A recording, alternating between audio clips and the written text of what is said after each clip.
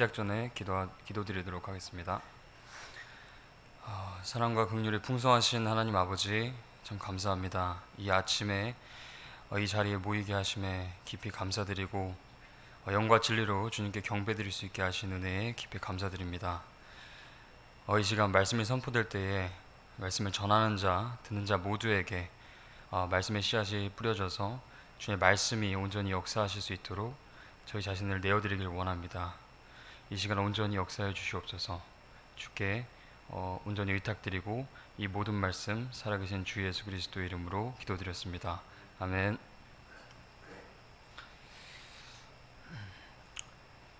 네, 저는 지난 시간 그리스도인의 정체성과 두 본성에 대한 성경 공부를 마지막으로 3시간으로 이루어진 정상적인 그리스도인 시리즈를 마무리했습니다. 이 시리즈의 첫 번째와 두 번째 강의의 주제는 각각 방종과 율법주의였고요. 방종에 빠져서 자신뿐 아니라 주변 그리고 교회 전체적으로도 드러나지 않게 이렇게 좋지 못한 영향을 끼침으로 인해서 하나님을 향한 열심과 사랑의 불꽃을 사그라들게 만드는 그리스도인, 그리고 율법주의의 걸림돌에 넘어져서 자신 스스로를 억압하는 신앙생활을 하거나 자기 자신에 국한되지 않고 주변의 지체들까지도 이 속박의 멍에를 짊어지게 만들어서 하나님의 은혜를 무효로 만드는 그리스도인, 이 두 부류의 신자를 언급하고서 마지막 세 번째 시간에 방종과 율법주의, 이렇게 좌로나 우로나 치우치지 않고 주님이 가신 길 따라 걷기 위해서 가장 기본적으로 가져야 할 마음가짐, 그리스도인의 정체성과 그리고 두 본성의 교리에 대해서 짧게 공부했었습니다. 저는 지금까지 구원에 대한 교리들과 복음 전도, 그리고 구원 이후의 삶에서 가장 흔하게 범하는 잘못인 방종과 율법주의에 대한 내용에 대해서 성경 공부를 진행해 왔습니다. 그러다 보니까 자연스럽게 그렇다면 구원받은 성도는 무엇을 바라면서 주어진 삶을 살아야 할까? 누구든 이 문제에 봉착할 거라는 마음이 들었습니다. 율법도 아니고 그리고 구원을 잃어버리는 것도 아니면 도대체 그 무엇이 그리스도인의 삶을 바르고 그리고 거룩하게 만드는가? 그러니까 쉽게 말해서 구원 이후의 삶을 어떠한 동기로 살아야 할까? 그래서 무엇이 그리스도인으로서 올바르게 살도록 만들까? 이런 질문이었습니다. 이것은 근데 너무나도 당연한 말이지만 그 원료는 이 성경 말씀이고 그 안에 계시된 그리스도 예수님에 대한 사랑을 깊이 깨달아 알아서 그분에 대해 풍성히 알게 되고 그분을 사랑하는 것만이 유일한 방법입니다. 이를 위해서 열심히 성경을 찾고 읽고 이제 공부하다 보면 자연스럽게 우리를 위해 예비하신 것들 또는 보상, 상속, 유업과 같은 표현들을 발견하게 됩니다. 이 보상이라는 것은 누군가를 위해서 내가 한 일에 대해서 받는 몫을 말합니다. 이런 점에서 자연스럽게 하나님의 자녀로서 살면서 무슨 일을 하면 뭔가 보상을 받는구나 이렇게 짐작할 수 있게 됩니다. 모든 인간은 자기가 수고한 것에 대해서 보상을 받기를 바라면서 열심히 땀 흘려 일합니다. 하나님께서 사람을 그렇게 창조하셨기 때문입니다. 잠언서에도 이렇게 기록되어 있습니다. 잠언 16장 26절의 말씀입니다. 수고하는 자는 자기를 위하여 수고하나니 그의 입이 그것을 그에게 요구하느니라. 이렇게 육신적인 수고에도 보상이 따르듯이 영적인 수고에도 보상이 따릅니다. 고린도전서 3장 8절에서 다음과 같이 말씀하십니다. 이제 심는 자와 물 주는 자는 하나이며 저마다 자기의 수고에 따라 자기의 보상을 받으리라.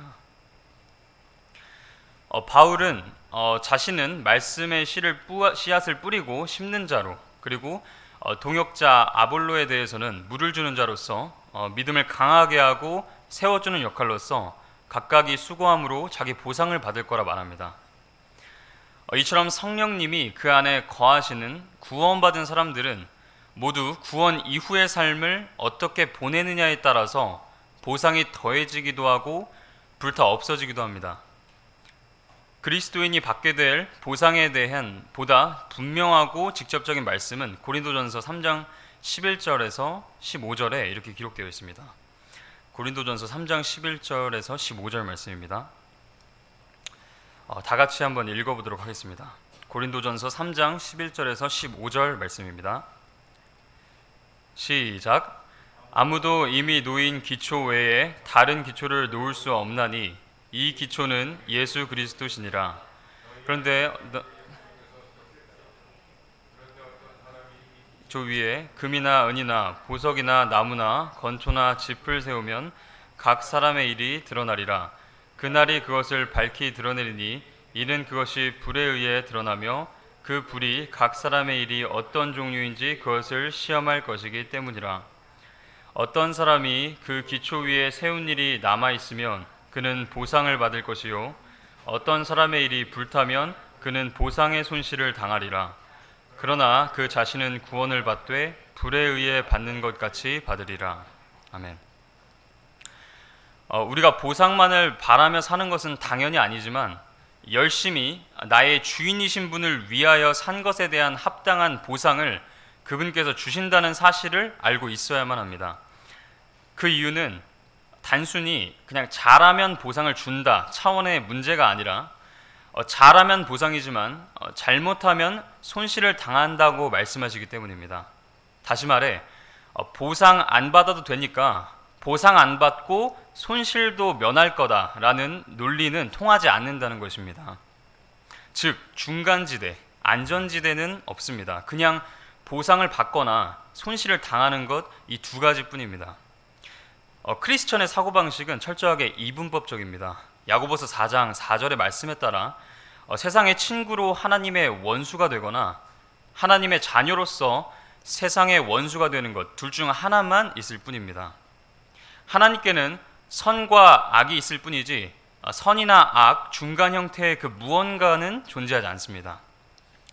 마치 천국과 지옥만이 존재할 뿐 그 중간에 벌 받고 혼 좀 나면 지옥 안 가고 천국 갈 수 있게 되는 연옥이나 무슨 회개 장소 따위는 없는 것과 같습니다.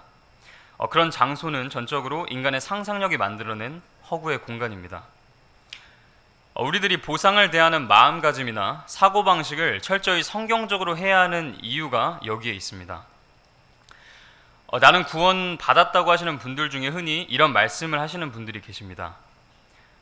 나는 보상까지는 바라지도 않고 나 같은 죄인 구원해 주신 것만으로 그냥 감지덕지다. 천국만으로도 충분하다. 이렇게 말씀하시는 분들 계시는데요.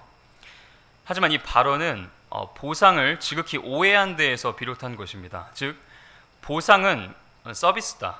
그러니까 구원받고 나서 인생 살다가 하나님을 기쁘시게 하는 일을 어쩌다가 좀 하게 되면 그런 것들이 조금씩 쌓이다가 저 하늘 가게 되면 받는 거다.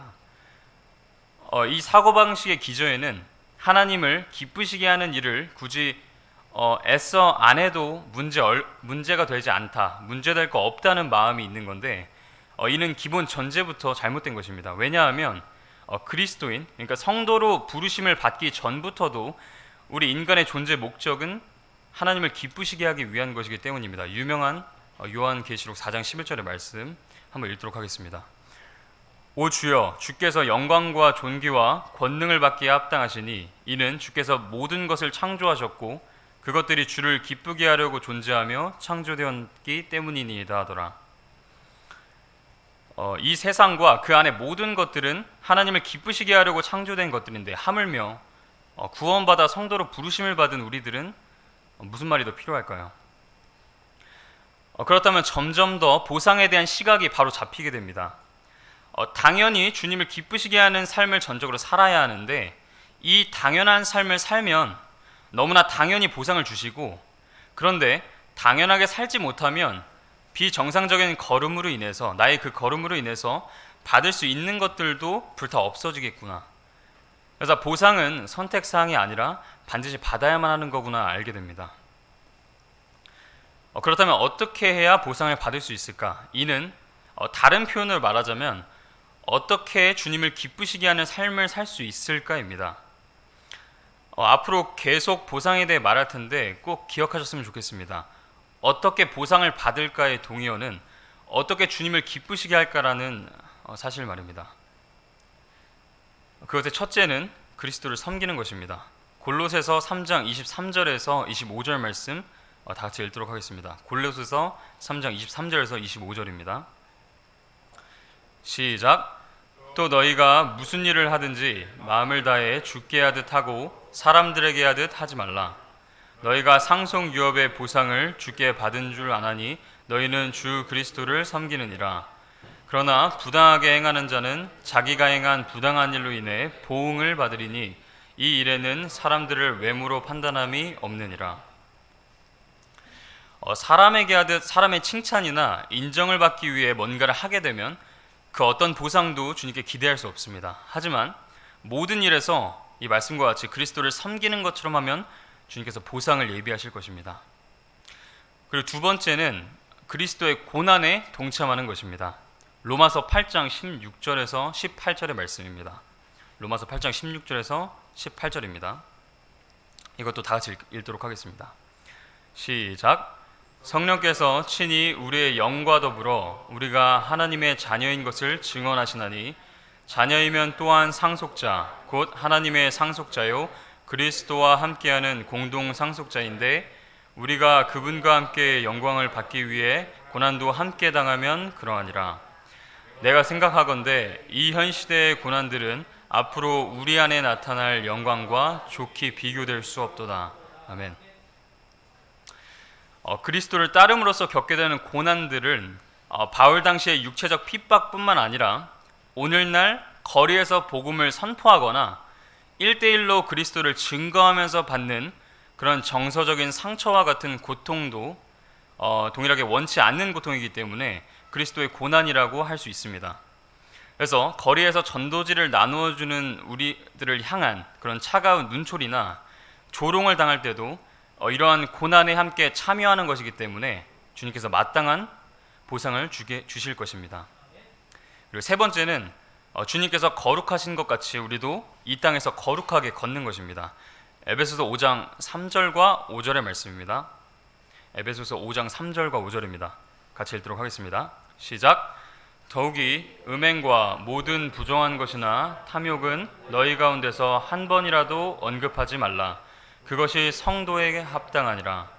너희가 이것을 아노니 즉 음행을 일삼는 자나 부정한 자나 탐욕을 부리는 자 곧 우상 숭배자는 결코 그리스도와 하나님의 왕국에서 아무 상속 유업도 갖지 못하느니라. 넷째는 저희 삶 속에서 예수 그리스도를 부인하지 않는 것입니다. 디모데후서 2장 12절 말씀입니다. 우리가 고난을 당하면 또한 그분과 함께 통치하리라. 우리가 그분을 부인하면 그분도 우리를 부인하시리라. 살면서 순간적으로 예수님을 믿는 믿음에 대해서 그분을 언급하는 것에 대해서 부끄러워하고 남들이 물어볼 때나 그분에 대해 비방하는 말을 할 때 아무 말도 하지 못하는 경우가 있습니다. 이는 정말 할 말이 생각나지 않아서가 아니라 그분을 부끄러워하고 그분의 이름으로 인해 내가 당할 수치와 고난을 두려워하는 마음이 있기 때문일 것입니다. 이 말씀 그대로 우리가 그분을 위해 고난을 당하면 천년 왕국에서 그분과 함께 통치하는 보상을 얻습니다. 하지만 반대로 그분을 부인하게 되면 그분 앞에서 어떠한 보상에 있어서 부인을 당할 것입니다. 마지막으로 다섯 번째는 주 예수 그리스도를 사랑하는 것입니다. 가장 기본이고 그래서 가장 중요합니다. 우리가 그리스도 안에서 새로운 창조물이 된 것은 그분의 사랑 덕분입니다. 그분께서 우리를 먼저 사랑하셨기 때문입니다. 바로 이 사랑을 깨닫고 그분을 사랑함으로써 행하는 모든 일들로 인해서 모든 보상이 주어지는 것입니다. 그래서 야고보서 2장 5절의 말씀 읽도록 하겠습니다. 야고보서 2장 5절입니다. 내 사랑하는 형제들아 귀를 기울이라. 하나님께서 이 세상의 가난한 자들을 택하사 믿음에 부요하게 하시고 자신을 사랑하는 자들에게 친히 약속하신 왕국의 상속자들로 삼지 아니하셨느냐. 이상으로 5가지 보상을 받는 방법에 대해서 알아봤습니다. 이 방법들만큼이나 우리가 기억해야 할 중요한 것은 내가 내 사랑하는 어떤 사람을 대신해서 막 뭔가 노력하고 애쓰고 용을 쓴다고 해도 결코 구원을 대신 받아서 줄 수 없듯이 이 보상이라는 것도 구원과 마찬가지로 대신 받거나 내 몫에서 좀 떼어주고 나눠줄 수는 없다는 사실입니다. 하늘의 유업을 상속하시는 분은 주 하나님이시지 내가 아니기 때문입니다. 하나님께서 각 사람의 행위에 따라 갚으신다는 것을 이번 성경 공부를 준비하면서 다시금 깊이 생각하게 되었습니다. 우리 손이 행한 대로 그대로 갚으십니다. 공명정대하시고 공평하시고 절대적으로 공의로우신 분이 바로 하나님이십니다. 이는 단순히 이 땅에서뿐 아니라 저 하늘, 그러니까 영원하게 살게 될 저 하늘 나라에서도 끝없이 계속되는 시간 동안 갚아주실 것입니다. 저는 이 사실이 참 기쁘고 설레면서도 한편 참으로 두렵고 무섭습니다. 왜냐하면 그곳은 영원하기 때문이죠. 영원이라는 것을 한번 생각해 보시면 좋겠습니다. 말 그대로 끝이 없는 게 영원입니다. 다행히 불지옥에서 영원히 거하지 않게 돼서 천만다행이지만 그것만으로 너무나 감사한 일이지만 그리스도인으로서 받을 보상에 대한 심판에서 보상이 다 불타 없어지고 부끄러운 구원만 어떻게 겨우겨우 받게 되는 것을 생각해 본다면, 그러니까 영원의 문턱에서, 그러니까 영원히 살게 될 저 천국의 입구를 통과하기 직전에 그런 판결을 받는다면 지금 당장은 시간이 많다고, 그러니까 인생 아직 길다고 자랑하고 여유 만만했던 이 땅에서의 짧은 인생을 돌아보면서 저절로 고개가 숙여질 것입니다. 주님을 위해 살지 못해서 죄송해서 고개가 숙여지고, 내가 평소 무시하고 별 볼 일 없다고 여겼던 형제나 자매가 영원한 영광을 보상으로 받는 모습을 보면서 지난날의 나 자신의 교만과 나태, 게으름으로 인한 부끄러움에 고개가 절로 숙여질 것입니다. 정말 유명한 말씀입니다. 히브리서 9장 27절. 한 번 죽는 것은 사람들에게 정해진 것이요 그 뒤에는 심판이 있나니. 저희가 거리에서 복음을 선포할 때 자주 인용하는 구절이지만 이 진리의 말씀은 그 대상이 불신자만이 아닙니다. 결코 이 말씀 어디에도 나를 믿지 않은 자들에게 심판이 있나니라고 그 대상을 한정한 부분이 없습니다. 그러니까 모든 사람, 불신자뿐 아니라 우리 그리스도인들 또한 그리스도의 심판석에서 심판을 받습니다. 이 땅에서 성도로서의 삶에 대해서 어떻게 살았는지 회개보고를 하나님 앞에서 하게 됩니다. 로마서 14장 11절과 12절 말씀을 같이 읽도록 하겠습니다. 로마서 14장 11절 12절입니다. 시작. 기록된 바 내가 살아있음을 두고 맹세하노니 모든 무릎이 내게 굴복하고 모든 혀가 하나님에게 자백하리라. 주가 말하노라 하였느니라. 그러므로 이와 같이 우리 각 사람이 자신에 관하여 하나님께 회개보고를 하리라. 구원 이후의 삶에 대해, 그리스도인의 정체성에 대해서 사도들을 통해 하나님께서 이런 말씀들을 전해주셨습니다. 에베소서 2장 10절에는 그리스도 예수님 안에서 선한 행위를 하도록 창조된 자들이니라. 하나님께서 그 선한 행위를 미리 정하신 것은 우리가 그 행위 가운데서 걷게 하려 하심이니라 이렇게 말씀하셨고, 디도서 2장 14절에도 또한 그분께서 우리를 위하여 자신을 주심은 모든 불법으로부터 친히 우리를 구속하시고 정결하게 하사 선한 행위에 열심을 내는 백성, 곧 자신을 위한 특별한 백성이 되게 하려 하심이라 말씀하셨고, 디도서 3장 8절과 3장 14절에도 각각 그 목적은 하나님을 믿는 자들이 조심하여 선한 행위를 지속하게 하려 함이니, 그리고 14절에도 선한 행위를 지속하는 것을 배워 열매 없는 자가 되지 않게 하라 이렇게 말씀하셨습니다. 이 말씀들을 볼 때 착하게 살고 선행을 해서 구원을 받으라는 세상 종교의 거짓 메시지와는 정반대로 구원 이후에 이렇듯 선한 행위에 열심을 내라고 말씀하십니다. 이미 구원받았는데 이게 무슨 의미가 있을까 싶어도 여러 이유가 있습니다. 그런데 그 중에 단연코 핵심은 바로 이 땅에서의 시간이 끝난 후에 성도로서의 삶에 대한 회개보고가 있을 예정이라는 사실입니다. 이 회개라는 말은 경제용어로서 보자면 개인이나 기업의 모든 경제활동 상황을 일정한 방식에 따라 빠짐없이 기록하는 것을 지칭하는 용어입니다. 그렇다면 우리의 회개보고는 구원받고 나서부터 이 땅에 머문 시간 동안 성도로서 행한 모든 부분들에 대해 빠짐없이 하나님께 보고하는 일일 것입니다. 이 땅에서 그리스도인으로서 살았던 시간 동안 주님께서 내게 주신 몫을 온전하게 땅에 묻어두지 않고 잘 사용했는가? 구원받고 난 이후의 삶 동안 그분께서 나를 부르신 그 목적대로 나를 거룩한 무리라는 의미인 성도로 부르셨는데 그 호칭에 걸맞게 살다가 주님께로 갔는가? 이에 따라 내가 받을 보상에 대한 심판이 있다는 것입니다. 이렇게 성도가 받는 보상에 대한 심판과 관련해서 제 개인적으로 제가 어릴 적에 읽었던 전래동화 속 이야기가 하나 생각났었습니다. 제목은 전혀 기억이 없지만 내용은 이렇습니다. 어떤 마을에 나이 많은 부자에게 두 명의 종이 있었는데 한 사람은 신실하고 착한 종이고 다른 하나는 게으르고 불성실한 종이었습니다. 이제 주인이 나이 들어서 그 두 명의 종들에게 자유를 선포하고 자유의 몸이 되기 하루 전날에 마지막 할 일을 줬는데 둘 다에게 똑같은 일을 줬습니다. 둘에게 똑같이 많은 양의 집더미를 주고서 새끼줄을 자기 능력껏 만들 수 있는 만큼 많이 꼬아서 만들라는 것이었습니다. 이렇게 주어진 일 앞에서 둘은 상반된 모습을 보였습니다.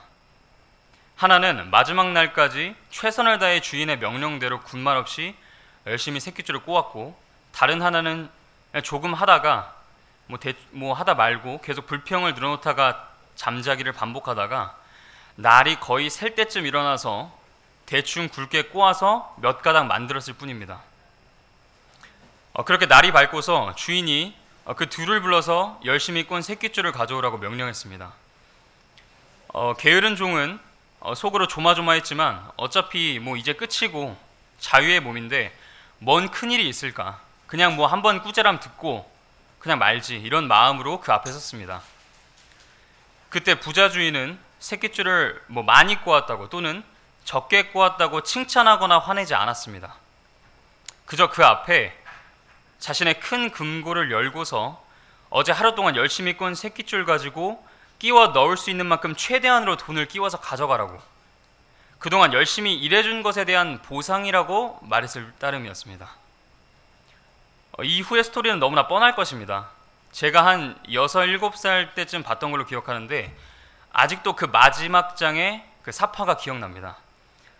착하고 신실한 종은 양손에 엽전들을 주렁주렁 이게 걸려져 있는 새끼줄을 한가득 들고 환하게 웃는 모습이었고, 게으르고 불성실한 종은 엽전을 채 2개도 끼우지 못한 채 바닥에 앉아서 울고 있는 그림이었습니다. 이 둘은 그날 그 시각부터 자유의 몸이 되었습니다. 종살이 하다가 드디어 끝난 것입니다. 당연히 기쁘고 즐거운 날입니다. 좋은 날입니다. 어느 하나만 자유가 아니라 둘 다 자유인이 되은 것입니다. 이것은 둘 다 동일하고 똑같습니다. 하지만 제가 본 그림은 절대 둘 다 환하게 기뻐 소리치며 웃고 있지 않았습니다. 한 사람은 환하게 웃고 있지만 다른 이는 땅에 주저앉아 울고 있었습니다. 그저 전래동화일 뿐인데 왜 그리 진지하냐고 생각할 수도 있습니다.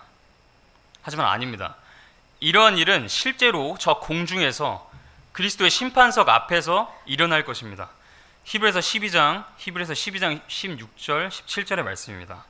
히브리서 12장 16절 17절의 말씀 다 같이 읽도록 하겠습니다. 시작.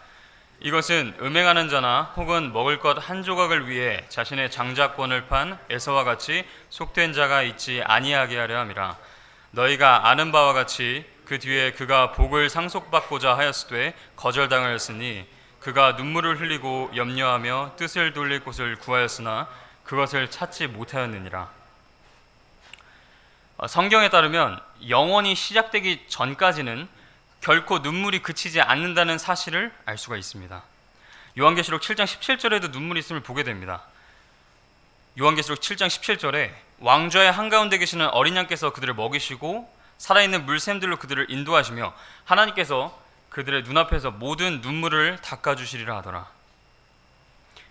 이 눈물은 그리스도의 심판석 직후에, 그러니까 예수 그리스도의 지상재림에 앞서서 흘리는 눈물입니다.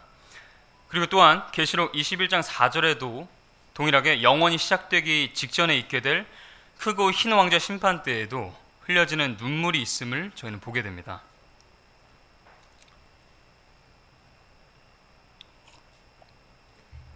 마태복음 13장 42절과 50절에는 동일한 내용의 이런 말씀이 있습니다. 불타는 용광로 속에 던져 넣으리니 거기서 통곡하며 이를 갈미 있으리라. 여기 등장하는 통곡하며 이를 가는 이 사람들이 바로 크고 흰 왕자 심판 때에 영원한 불못에 던져지는 혼들입니다. 이때 불호수에 던져지는 사람들 중에 상당수가 나와 동시대에 살면서 나와 대화하고 관계를 맺었던 사람들이라면 저를 포함해서 수많은 그리스도인들이 눈물을 흘릴 것입니다. 이 점에서 사도 바울은 그리스도의 심판석이 두렵고 떨리는 장소임을 알았고 그래서 주변 사람들을 설득한 것입니다. 천국 가면 장땡이지 보상은 바라지도 않는다고 말하는 사람들에게 경고했을 것입니다. 고린도후서 5장 10절과 11절 말씀에 다음과 같이 기록되어 있습니다. 다 같이 읽도록 하겠습니다. 시작. 이는 우리가 반드시 다 그리스도의 심판석 앞에 나타날 것이기 때문이라. 이로써 각 사람이 좋은 것이든 나쁜 것이든 자기가 행한 것에 따라 자기 몸 안에 이루어진 것들을 받으리라. 그러므로 우리가 주의 공포를 알고 있기에 사람들을 설득하지만 우리가 하나님께 밝히 드러났고 또 너희 양심에도 밝히 드러났음을 나는 또한 확신하노라. 아멘. 저는 앞으로 계속해서 이 사실을 기억하고 싶습니다. 이 인생이 끝나고 나서 저 위에서 그리스도인들에게 있을 일은 단순히 상장 수여식처럼 받으면 기쁘고 좋고 안 받아도 아무렇지 않은 그저 그런 단순한 보상 수여식이 있는 게 아니라 이 땅에 사는 동안 자기가 행한 것에 따라 철저하게 보응하시는 분으로부터 보상을 더 많이 받거나 아니면 보상이 불타 없어지는 것을 보거나 둘 중 하나가 집행되는 심판, 바로 보상에 대한 심판이 있을 거라는 사실을 기억하길 원합니다. 지옥 문턱에서 다시 돌이키기엔 너무 늦은 것처럼 보상에 대한 심판이 있을 그리스도의 심판석 앞에서 참회의 눈물, 후회의 눈물, 자책의 눈물을 흘릴 바에 지금 이 심판을 생각하면서 주님이 주신 이 현재의 시간, 아침에 눈 뜨고 움직일 수 있는 이 건강과 체력, 두 눈동자로 뭔가를 보고 이해할 수 있는 인지 능력과 집중력, 그리고 주님께서 저희들에게 주신 이 자유의지로 예수님의 피로 주님께 팔린 종으로서 주님 소유로서 위에서 말한 주님이 내게 주신 모든 것들을 지나간 때의 육체의 쾌락과 정욕에 헛되이 낭비하지 않게끔 하나님을 기쁘시게 하는 일들에 사용함으로써 그리스도인의 심판석을 대비하고 싶습니다. 베드로전서 4장에서 이렇게 말씀하십니다. 베드로전서 4장 1절에서 3절 말씀입니다. 그런즉 그리스도께서 우리를 위해 육체 안에서 고난을 당하셨으니 그와 같이 너희도 같은 생각으로 무장하라. 이는 육체 안에서 고난을 당한 자가 이미 죄를 그쳤기 때문이니 그러므로 그는 육체 안에 거할 자기의 남은 때를 더 이상 사람들의 정욕을 따라 살지 아니하고 하나님의 뜻을 따라 살아야 하리라. 이는 우리가 색욕과 정욕과 과음과 환락과 연회와 가증한 우상 숭배 속에서 걸어 이방인들의 뜻을 이룬 것이 우리 삶의 지나간 때로 우리에게 족하기 때문이라. 네, 정말 족하고 충분합니다. 그런데 우리의 사랑하는 형제들 중에서 이 말에 동의하지 못하는 사람도 있는 것 같습니다. 아니요, 형제님이나 족하지 저는 아직 부족합니다. 적어도 형제님 정도는 즐겨야 이 말씀에 순종할 수 있을 것 같습니다. 저는 형제님처럼 별로 놀아보지 않았습니다. 그러니 형제님 정도 수준까지는 즐기다가 정신 차리고 그 다음부터 하나님의 뜻대로 살겠습니다. 이 말도 안 되는 논리지만 실제로 이 말을 입 밖으로 꺼내지 않았을 뿐이지 이 말처럼 살아가는 경우가 있습니다. 이런 마음이 그 밑바탕에 깔린 채로 난 저 정도 수준 아닌데 이 정도는 양반이지. 난 저 정도로 심하지 않으니까 괜찮아. 이렇게 하고 육체의 정욕의 나잔을 너무 쉽게 내어주고 마음 한가운데 하나님보다 더 자주 찾고 바라보는 우상들을 한 서너 개씩은 세워둔 상태로 스스로 눈과 귀를 가리면서 자신의 벌거벗음을 애써 외면하면서 주님이 주신 시간들을 마귀에게 그대로 헌납하는 경우들을 보게 됩니다. 이렇게 주님이 주신 모든 것들을 빼앗기고 있는 자녀들에게 주님께서는 이렇게 말씀하십니다. 베드로전서 4장 7절에 그러나 모든 것의 끝이 가까이 왔으니 그러므로 너희는 정신을 차리고 깨어 기도하라. 우리들은 현재를 살아가면서 정말 이 마지막 때, 그러니까 성경에서 그토록 외치던 마지막 날들의 종점에 어느덧 한 걸음 앞으로 다가옴을 보고 직접 느끼고 있습니다. 너무나 많은 성경적 말세의 징조들이 직접 관찰되고 있고 경험되고 발견되어 가고 있습니다. 주님이 다시 오실 그 모든 조건들이 너무나 착착 준비되어 가고 있음을 그 어느 때보다 더 생생히 느낄 수 있는 요즘입니다. 바로 이러한 때에 주님은 한 번 더 이렇게 말씀하셨습니다. 베드로후서 3장 11절에서 13절 말씀입니다. 이 부분 다 같이 읽도록 하겠습니다. 베드로후서 3장 11절과 13절의 말씀입니다. 시작. 그런즉 이 모든 것이 해체되리니 너희가 어떤 사람이 되어야 마땅하겠느냐. 모든 거룩한 행실 속에서 하나님을 따르는 가운데 하나님의 날이 오는 것을 기다리고 서두르라. 그날에 하늘들이 불이 붙어 해체되고 원수들도 뜨거운 열에 녹을 것이나 그럼에도 불구하고 우리는 그분의 약속에 따라 의가 거하는 새 하늘들과 새 땅을 기다리느니라. 아멘. 모든 거룩한 행실 속에서 하나님을 따르는 가운데 기다리고, 여기서 영어로 looking for로 나와 있는데요, 이 look for라는 말은 간절히 기대하고 바라다라는 의미입니다. 그날을 간절히 바라면서 동시에 서두르라고 하셨습니다. 이 부분이 정말 흥미롭습니다. 그날을 기대하고 바라면서 서둘러라. 왜냐하면 그날의 정확한 날과 시각 저희들 모두가 알지 못하기 때문입니다. 여유 부리다가 갑자기 예상치 못한 날에 생각지도 못한 시각에 오셔서 우리를 공중으로 채워가신다면 그날에 당장 1년 뒤 아니면 6개월 뒤, 한 달 뒤, 일주일 뒤 아니면 당장 내일에 오신다면 서둘러 주님을 맞이할 준비를 하지 않은 상태에서 이 땅에서 그렇게 준비를 하지 않은 상태가 된다면 이 땅에서 당해본 창피와 부끄러움은 결코 비교되지 않을 만큼의 부끄러움을 그것도 주 하나님 앞에서 당하게 될 것입니다. 우리들의 상상력 그리고 기억을 되살리는 능력을 바로 지금 발휘하기를 원합니다. 육체의 정욕과 관련된 기억과 상상을 하는 데에 머리를 쓰지 않고 하나님의 말씀을 읽다가 이런 말씀들, 다음과 같은 말씀을 발견할 때면 상상력과 지난날의 경험을 회상하는 능력을 쓰기를 원합니다. 요한일서 2장 28절의 말씀입니다. 2장 28절.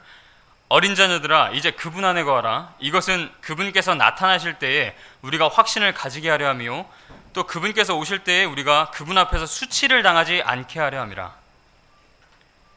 주님 다시 오시는 그날, 그 순간에 확신을 갖기 위해서, 그리고 기쁨이 넘쳐서 즐거워할 수 있도록 주님께서 주신 모든 나날들을 그리스도인, 그러니까 말 그대로 그리스도를 따르는 사람으로서 합당하게 살아가도록 매일 매순간 주님의 은혜를 구합니다. 그리고 우리를 대신해서 죽으신 예수님을 깊이 좀 생각하면서 마땅히 그분의 고난을 기쁘게 감내하겠다는 마음을 가지면서 마지막으로 베드로전서 4장 13절 말씀을 다 같이 읽고 마치도록 하겠습니다. 베드로전서 4장 13절의 말씀입니다. 시작. 오히려 너희가 그리스도의 고난에 참여하는 자가 되었으므로 기뻐하라. 이것은 그분의 영광이 드러날 때에 너희가 넘치는 기쁨으로 또한 즐거워하게 하려 함이니라.